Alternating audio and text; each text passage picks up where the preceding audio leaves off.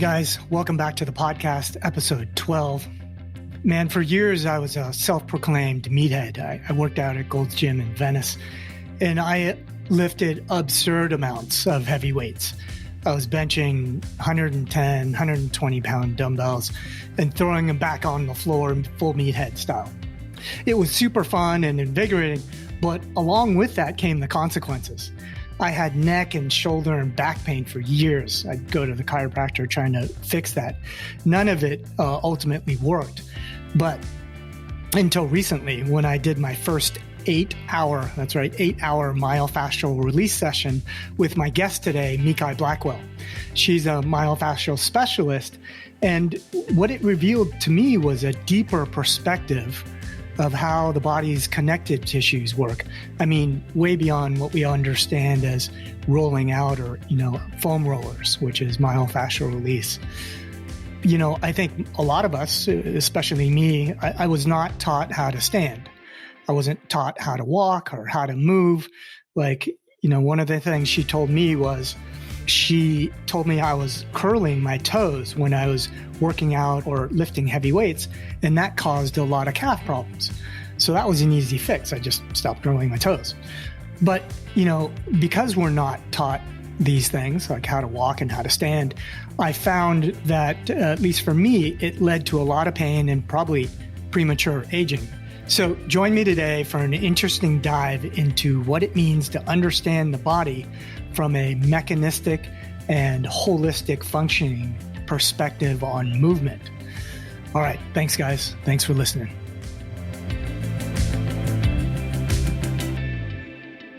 Simplified myofascial release is what people call rolling out, right? That's right. Yeah. That's right. So on the foam rollers. That's right. Because people have been using foam rollers for 5 years, 10 years? Yes. Right? And that's become really popular? Yes.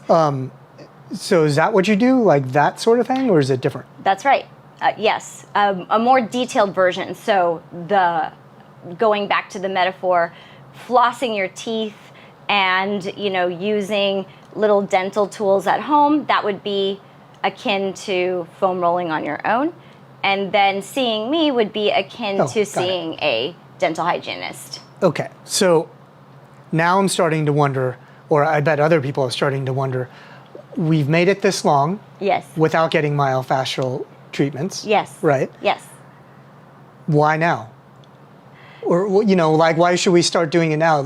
So now we have to eat right, exercise, go to the dentist. Now we have to meditate, do some yoga, myofascial release, and now the whole day's gone. It is. I guess the question is what quality of life do you want? This is what I think is super useful, is that, at least for me, and maybe for others, they don't know the right way to stand or the wrong way to stand and move your body. For example, I always had this pain on the outside of my calves, and it would get aggravated when I do a lot of biking, which I do. And then you were working on it, and then you finally said, hey, you might be gripping your toes when you're balancing or you're doing lunges or biking, right? So just be aware of that. And so I was, and so I started to undo that habit, and then all the pain went away. So those are things that, had I known that I'm not supposed to grip my toes, right, I would have not done it. But, no one tells you how, to move and be aware of not gripping your toes. No one tells you those things. Right, right. So, is that the type of thing that you're educating people on, and be like, hey, this is the right way to stand, or this is the right way to move? Of course. Yes, there's a lot of scenarios like that where there's a grip happening in the body. Toes are one example. So the toes are working like a claw, but the ideal scenario with the feet is that the toes spread and they work more like a cow's tongue, or like a sensory mechanism. So the toes should be nice and flat, receiving information from the floor. The information from the floor, or what surface that you're standing on, sends a signal to the brain, and then the brain helps balance the body according to what surface you're on. So this is one reason why it's really fun to be in a bounce house. It's because your surface is changing all the time, therefore it throws off your balance and you start to fall over, and that's fun. Eventually your body, we're so adaptive that system, that mechanism, actually fine-tunes according to being in the bounce house or according to being in a trampoline. So then you'll notice after an hour you need bigger thrills to have it continue to be fun. You have to start launching each other because the body will adjust to an uneven surface as well. But that system, that balance system, can't happen if the toes are gripping. And similarly, you'll find things where people grip, they're gripping at their knees to balance, gripping at their Achilles to balance, gripping at their hips to balance. And so we want to make the body very efficient. So one of the most tangible things, this will be interesting, my perspective versus yours. But one of the most tangible things that I've learned from our sessions is, one, don't grip your toes. Right. And two, like I had this, and I think I learned it from being a meathead at Gold's Gym. Probably from bench press and like pull-ups or whatever. I had this very like my ribs would open up and my chest would be back, and that's how I'd bench, or that's how I'd do rows and stuff. And I didn't know that that's not the right way, and it's supposed to be more, the space is supposed to be collapsed. Right. And that changed a lot of posture, and it started alleviating all the pain in my neck. Yes. So I'd been going to a chiropractor for 20 years, fixing this neck pain. Yes. And I thought it was from, kind of scrunching my shoulders at the computer, and it probably was.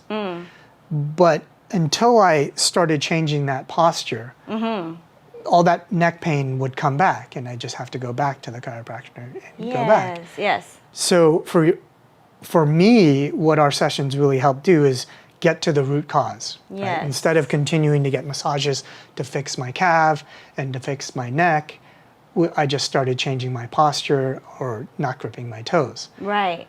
So I'm thinking, had I not gone to you, all those things would have gotten progressively worse. Yes. As well as my fascia getting drier. Yes. So what would have, if I didn't go to you, what would have happened? Would I just continue to be in pain and continue to shrink and get more constrained?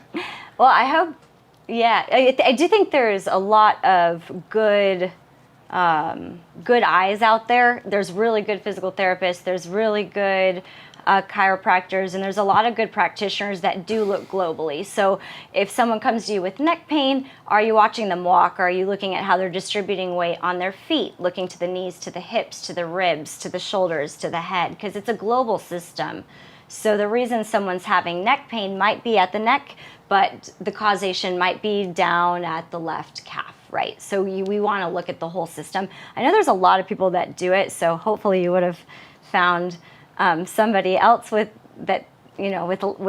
like thinking, but it can lead to really painful degenerative changes. I mean, it is pathological to walk with gripped toes, and it has a lot of consequences that you'll see up the entire chain. So you could have,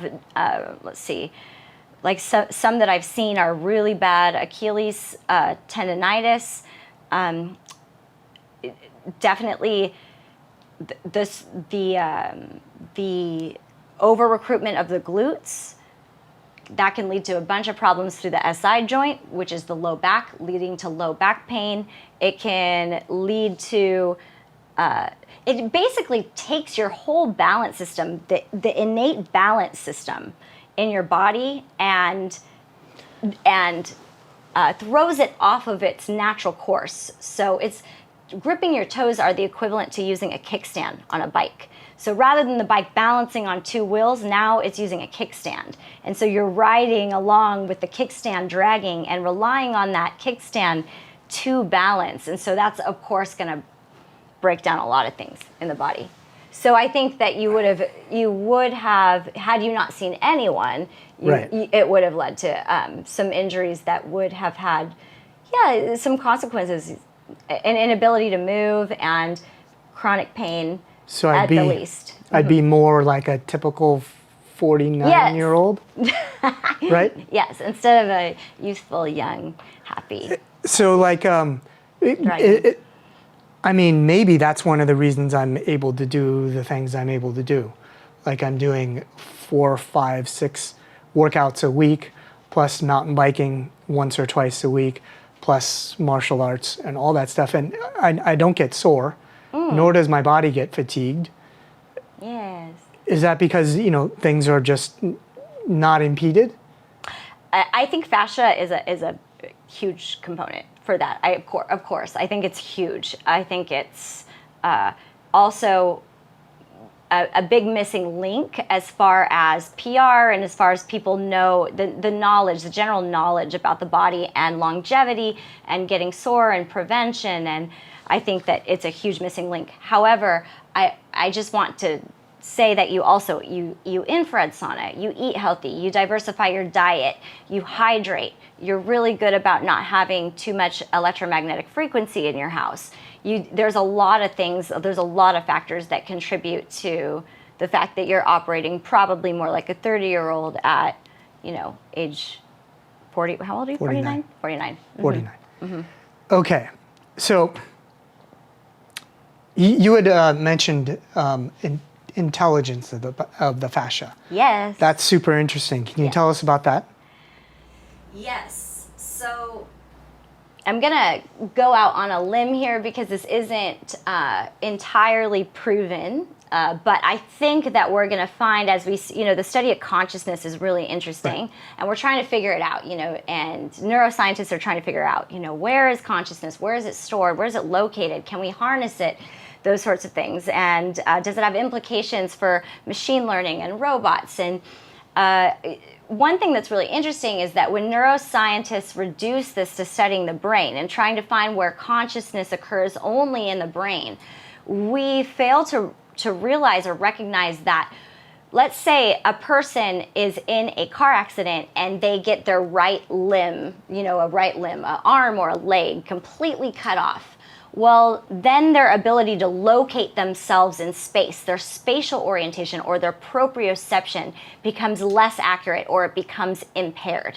Now that's part of consciousness. So I do think that consciousness is a global system. I think we really have to think about the body. We have to think systemically when we think about consciousness. And I would even argue that that it's very likely that the fascia and specifically the ground substance, the plasma in the fascia, has a really, really essential role and is one of the key components in consciousness and taking in information from the environment. It goes not only to the brain, but it goes to the periphery, and that there is consciousness in the tissue.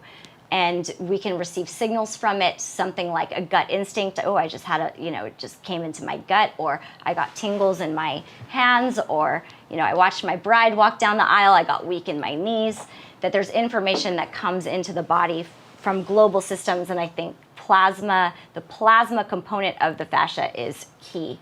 And I think I'm excited for the science to catch up, but this is a prediction. So you're saying there's intelligence in the fascia? There is intelligence in the fascia. Yes. How's that related to like gut instinct? Or is it facilitating gut instinct? Well, gut instinct is also the enteric nervous system. So we do have how much serotonin is produced in the gut, a lot. How many neurons are in the gut, a lot. So the gut itself, the intestines, the gut layer itself has, nervous implications, not just implications, but has nervous function. So you have instincts in the gut, you can feel nervous in your stomach, or you can feel sick to your stomach.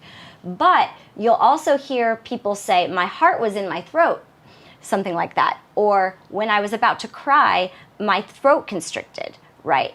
And we have to look back at embryology. And when you're being formed in the womb from essentially a very beginning fascial component, the heart starts in the throat and then drops down to actually form the heart. So our first heart began in our throat. That's one example Another example is tingling in the fingers, or losing blood in the fingers, losing blood in the face, but it feels like it traveled from the feet to the face when you got nervous, for example. So I do think that there's cognition and consciousness that is in the periphery, stored globally in the body.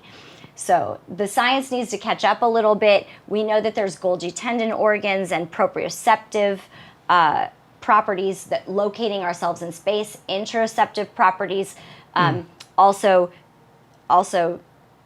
pain. Pain receptors are in the tissue. We know regulation of temperature in the tissue. We know regulation of hunger in the tissue. We know there's a lot of cognitive processes that have been proven, but as far as really an intelligence to navigate in the world, and that's more associated with frontal lobe functions, executive functions, I'm curious to see if more of that science is going to come out as far as discoveries in the tissue.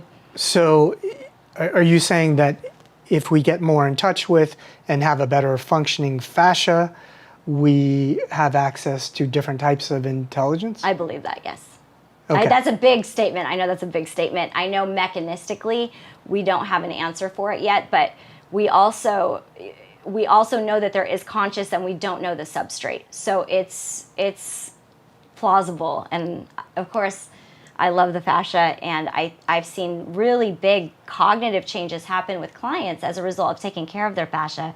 So I'm willing to propose it as a hypothesis, basically. Okay. And so I know some of your clients, and they all, at least the ones I know, they kind of fall into a certain category of people. Yes. What type of people have you seen benefit most from myofascial release? That's a tricky question. I think who benefits most are the people. I hate to sound too esoteric here, but the people that benefit most are the people who are really bought in to the process, and the people that trust the process and essentially trust me. I think it's a really big deal to trust your medical professionals and your practitioners. There's something about that relationship that is also healing, and I think it's a component that's beyond our understanding, but I think it's essential to trust who you're working with, whether it's a doctor or a chiropractor or a surgeon, that you want to go with your own knowledge and go with your gut. Is this person going to get me better? Are they going to help me get there? And so people that buy in the most receive the most benefit. Yeah, that's totally makes sense that if you buy in, you're going to get a lot more benefit. Right. I was thinking that, along the previous conversation of having intelligence in the fascia and accessing that as in addition to like executive functioning, where a lot of your clients spend most of their day in their prefrontal cortex, or at least their thinking left brain. I'm wondering if like the kind of type A type person, what kind of benefits they have seen from myofascial release. Like, have they gotten more access to understanding their body better or listening to their body? Yes, and I like to integrate that as part of the session. I like to integrate it. So I like to use a little bit of NLP, that's neuro-linguistic programming, and it uses kind of similar to hypnosis. It's kind of like a hypnotic, using imagery in the body and extracting information from information. I'll give you an example. I'll give you an example of NLP because I think I'm speaking too abstract. So let's say if you're really nervous about a decision in your company, one really simple start. Every emotion is a sensation in the body, and we know now from neuroscience that every decision is an emotional decision at the tipping point. So it's important to know how the body works and how the mechanism works in our decision making. So if we say, okay, well, where is the nervousness in your body? Can you locate it? It might be in the throat. It might be in the heart. It might be in the stomach. Right. And if we say, okay, we're going to take that, let's say it's in the stomach. We're going to take that nervousness in the stomach. We're going to extract it from the body on count 3, 1, 2, 3, and we take it, and it's out here. typically a person will be able to tell you if it has a color or if it has a shape. Right. And so we start using that language, and it's dream language, right? It's imagery, symbolic, there's shape, there's color, but there's not words, it's not logic, and we don't worry about that because it's information coming in a completely different way. And so we use that and we interpret it, right? Because the person in question, like if it's my stomach and my nervousness and it's purple and it's round, what does purple and round mean to me? My body is giving me information according to how I've coded the world.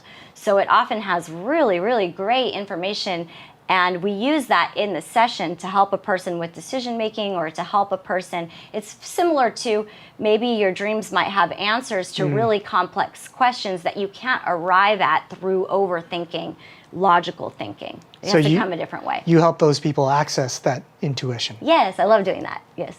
Interesting. Are there any examples that you could, like, of specific people who have started to tap that intuition? Yes. Let's see if I can draw on one. Recently, one client that has a reoccurring injury, we use that technique, right? And I said, where's the injury located? What emotion is associated with it? Let's pull it out on 3, 1, 2, 3, and we pulled it out. And I had this particular person look at it, and I used that to try to troubleshoot as far as what would work best to cure the injury. So I said, how does strength training feel? Does it change the color? And the color would change if I said strength training. The color would change if I said rest. The color would change if I said de-stress. The color would change if I said get in nature. And we use the symbolic material of the color and how that person associates color with their emotional system. Yellow might mean happy to some people, but it might mean alarm to other people. So what does it mean to you? And then we use that color and that feedback system to see what the body wanted. What does that area want as far as the next course of action, or one good course of action to help it get to wellness?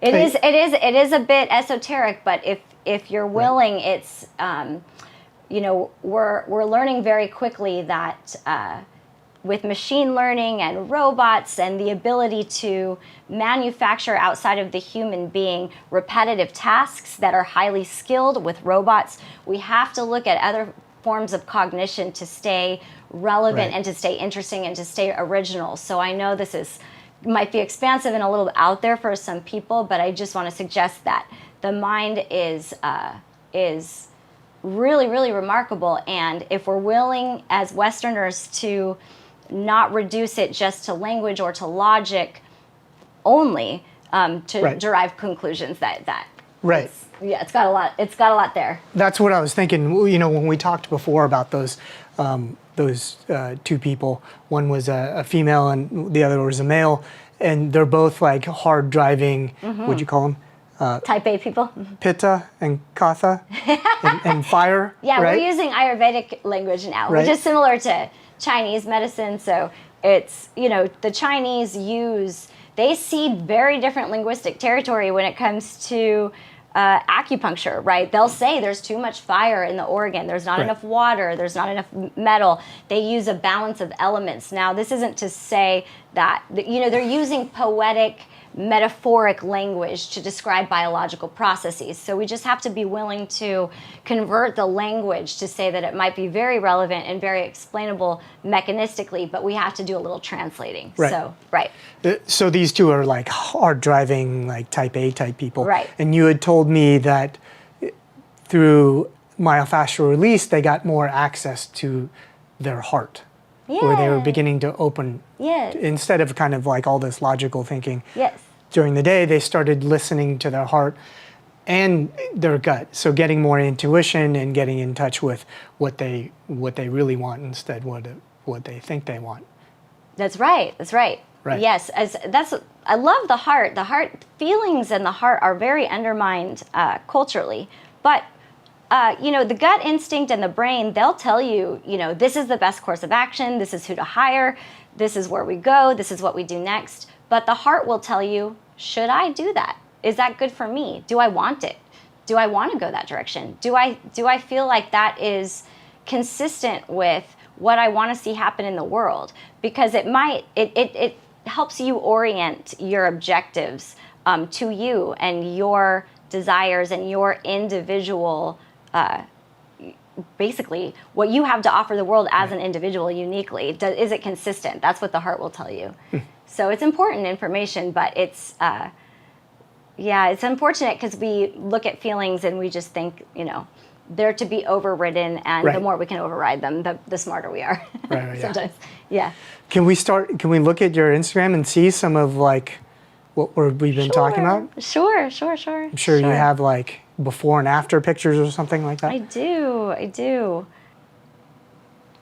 If we look, this is a 72-year-old there. Wow. It's had a couple sessions. That's idiopathic scoliosis, so being able to structurally straighten out the spine. She's like 12 years old. Yeah, she's little. So cute. A gymnast? She was actually, if I go back, she's actually a dancer. So it's great to start that early because the brain and the nervous tissue and the body's so elastic. Can we go back? I can see. I mean, I'm no professional, but I can see her hips are rotated forward, right? And so her abdomen's extended. Yeah. She has too much curvature in the low back, right? Keep switching. Sorry, this is an Insta story. Wow. So, yeah. And how old is she? I think she was 12 there. She's a little older now. Wow. Yeah, 12 or 13. That's a big difference. Is she cute? Yeah. This one's nice because you can see how the collagen regenerates. It's cosmetic too, but I don't mean it to be. But it does regenerate collagen and elastin. Yeah, this was after a car accident. Right. Yes. That's similarly. That's a professional dancer. She's actually a lovely, lovely technician, but just came in for a tune-up. So it's so nice for her because she's a dancer. So when she balances, the ideal case is that when she balances, it's not a struggle to balance. Everything's stacked. Right. She's just there. It's more efficient. She use less muscles to balance well. And professional dancing because you were a professional ballet dancer. Right. And so this one, you can also see the collagen regeneration a little bit. Ooh. Yeah. This guy was actually in he was immobilized for a really long time. Car accident or something? Something called Guillain-Barré syndrome. So attack of the myelin sheath of the nerves. Really great guy. But like me, I'd also been immobilized for quite some time. So yeah, he had a similar story. Yes, this one actually I have a good before and after of him recently, but that's a sway back pathology. So you can see that that mid back, that overdevelopment of that thoracic spine, and then we're starting to get that more even after a session, which is nice. That one is interesting. The weight distribution on the feet. Leaned over. Center of gravity shift. You have a lot of athletes here. I do. This is a little bit, tiny bit of scoliosis in the body. So this was helping mechanistically a dancer with a movement. So we want it to be nice and easy, right? Minimal effort necessary to get that leg above 180 degrees. Wow, that's huge. Is that how I stood before? Not exactly. No, He's got that same like rib splay. He has a rib splay that's similar to you. Your shoulders were a little different. Your feet were also a little different. Yeah, this is a guy I see every month. So he's had some great results. There's another scoliosis. You can see the left shoulder. So a lot of these are acute. This is after, a session or two. So that's nice. That's why the session time is long, is I like the acute changes. Right. So this is doing a little motor work after some scoliosis fascia work. So we want to strengthen those muscles. We want to strengthen those muscles right away. So what happens for like normal everyday people, like non-athletes? Like what kind of improvements do they see? Yeah, so that would be, the case of the people that you saw maybe above the age of 60. Right. But sitting easier, walking easier, in and out of the car easier, carrying groceries easier. So just those walking upstairs, just those everyday tasks that can kind of start to feel laborious if the tissue's too tight and dehydrated. Yeah. Do you know that I used to have a whole lot of problems like walking downstairs, like my kneecap would start to grind and it'd be really tough. Patellar tendon, yeah. And I thought that was because of like too much exercising, too much biking, whatever. That's also a byproduct of toe gripping. Oh. Well, Actually, so, that can lead to patellar tendon problems. That was 5 years ago, and all that pain is gone. Yay! And so, that's right. I couldn't jump down like a couple feet because the impact would start some grating and a whole lot of pain. And now 6 feet. Yeah. And I jump, and it's not a problem. Yes. Wow. Yes. We want to reverse that. We want to reverse age, right? We want to keep the body young and happy and healthy. And joints love being able to move. They love being in their home. They like having their full range of motion. They like being able to move. So we want to keep the joints happy, right? And moving. I like it when the joints are happy. So just to kind of like wrap it up in terms of session like frequency and time, for me, all of our sessions have been probably around 8 hours. Yes. Are they? You said that, so you like to see acute changes, and that's why they're longer. What's the average session length? I'd say 5.5 to 6 hours. 5.5 to 6. Tony, again, if you have bodybuilder type of gentleman, I just need especially the first 3 sessions, I just plan the whole day because the tissue's too fibrous and it just takes time. Fascia is, there's thousands and thousands of layers of fascia. So to get to the deep fascia, you have to be patient and you have to go slow and you have to be willing to, multiple strokes and multiple, what's the word I'm looking for? Just, you have to be able to go over one area over and over and over until it starts to give and be gentle with it and listen and sustain pressure. But the body isn't rushed, it takes time and you have to be sensitive to it. And it took a lot of time and a lot of labor to get it that dehydrated and that fibrous and that tense. So it's going to take time to get it out. And those were the consequences of decades of bodybuilding. That's right. Right. So everything has a consequence. It does. I don't love bodybuilding from a fascia perspective. I don't love it, but I also understand testosterone, so I'm willing to help wherever a person is. Is it just bodybuilding, or is it like all sorts of strength type movements? I don't prefer, of course, I'm coming from a fascia perspective, so take this with a grain of salt. There's a lot of systems in the body, so this is my lens. But I don't love overwork of the muscles. I don't love a protocol where it's heavy lifting, fast twitch muscles, a lot of burst, a lot of heavy torque, heavy load, and no stretching, no down regulating, no relaxing, no lightweight, no weight using more cardiovascular initiatives or stretching initiatives. So it just feels imbalanced to me, and I think the tissue gets stressed in those cases, and so I don't love it for the fascia. I also understand that that's one perspective, and if you absolutely love doing hardcore CrossFit 6 days a week, I have to support you because if it's good for your mental health, there's other initiatives, right? So yeah, well, you know what I heard when you were describing that sort of intensity was those programs are geared toward aesthetics, right? Building muscle and looking big and ripped, right? Or they're geared towards performance, like CrossFit, right?